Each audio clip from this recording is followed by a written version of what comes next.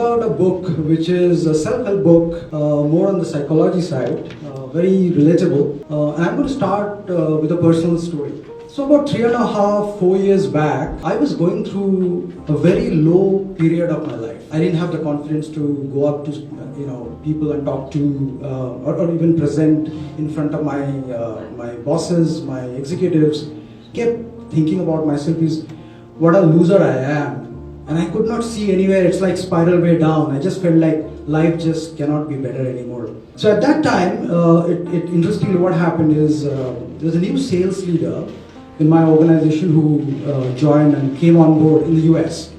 And he mandated the first thing, is that all my folks is going to read TED. And then we are going to have our first all hands. After I read the book, and we'll do this journey together, I'm going to share the rest of the story. The book is written by David Emerald. David is an executive coach. The book starts, the backdrop of what he calls his dreaded drama triangle, DDT. This was based on drama triangle, a concept that was published by Stephen Kerman in 1968, who was a psychotherapist. He said that, typically in all our relationships, there are 3 different roles. The roles are victim, persecutor, and rescuer.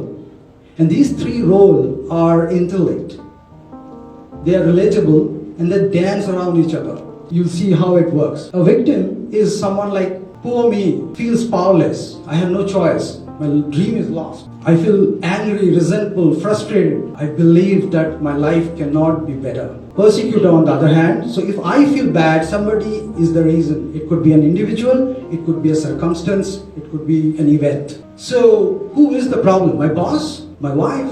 My friend? Anyone I talked to, anyone I spoke to, I felt this guy is a problem, this lady is a problem. A persecutor who will actually believe in authoritarian approach, always go by win-lose kind of a style, very rigid in thinking, very bossy. He will relate to your bosses actually. And then, I would run to my friends as rescuer. Who are you? Look at you. I really feel sorry, guy. Let me take care of you. I am the savior. Don't worry. I'll take care of you. You just relax, right? So he took the power again completely out of me. And he took control of me. Imagine now victim. So if my boss is the persecutor, I would go and up to him and, show my frustration and anger at some time.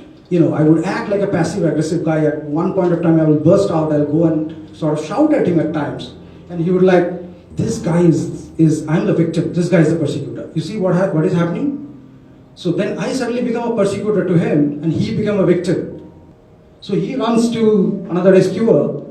And the rescuer, who is actually a savior, he's like a god. So he would prescribe something, and I'll do that. In case if I don't do, the rescuer will find himself in a victim position. I told this guy to do this way, but he sort of ditched me. He doesn't care, listen to my advice.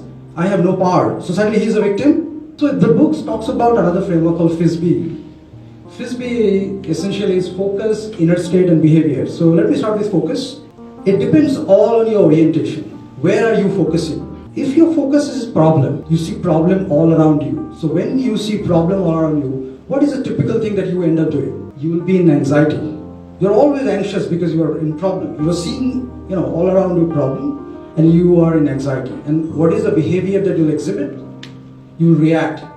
You'll resent. You'll show your frustration. So the DDT and the victim orientation perfectly matches with FISB. So if you look at it, this is a victim's orientation for the FISB triangle, and I'm sure some of you relate to that. Moving beyond the victim orientation, what's the antidote of DDT? We talked about dreaded drama triangle. The antidote, now here you see that the triangle actually flipped. So it's a complete reverse of a DDT, the TED triangle, which is the empowerment dynamic, in which the victim now suddenly becomes a creator. So he sees he's powerful, he has an option, he has a choice. He can make the choice. The persecutor becomes a challenger. So the persecutor, instead of being directive, says, I know that you've done well, but I know you can do better. So he pushes, he challenges the creator. Rescuer turns into coach. So what happens is coach, instead of saving, asks questions. I know that you can do that. Now tell me, how are you going to do that? What resources you have? how are you going to implement this? So it actually pushes the creator to think and come up with his own solution rather than giving a solution by himself. Now, if you look at the same frisbee from a creator perspective, the focus here is vision or outcome, which means you know that you have a choice where you want to go and how you want to go. So you start from that point. When you start with that point, you are actually driven by your passion, which is your inner state at this stage. So you remember when you were a victim, your orientation is here, anxiety. But now you move from anxiety to passion because you know you're clear, you have an outcome in your mind. And at that time, the behavior that you exhibit is that how do I, slowly, gently, maybe my baby steps, move to my goal, close, I just make the journey happen. That's where you're focused. So this is a complete transformation from a victim mindset to a creator mindset. And now I'm going to come back to my story where I said, I was feeling victimized.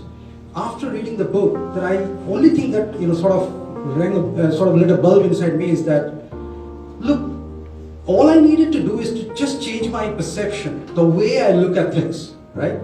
The first takeaway is that I needed to shift my orientation from victim to creator. I wanted to change my focus. I wanted to have a vision and outcome rather than thinking of a problem from a frisbee perspective, and then make the shift happen through baby steps. So essentially, the change that I saw in myself, and the last 2.5-3 years is fabulous to that extent, is that I just, in every time I sort of, problem is all part of our life. It's just the way we look at it, right? We all know that. So after we changed the perception, after I changed my perception, I started looking at the possibility and the journey, the outcome. I made the shift happen, and I'm sure that's the way we all think, right? So I wanted to leave with that thought is that, let's make the shift happen from the victim's orientation to the creator orientation.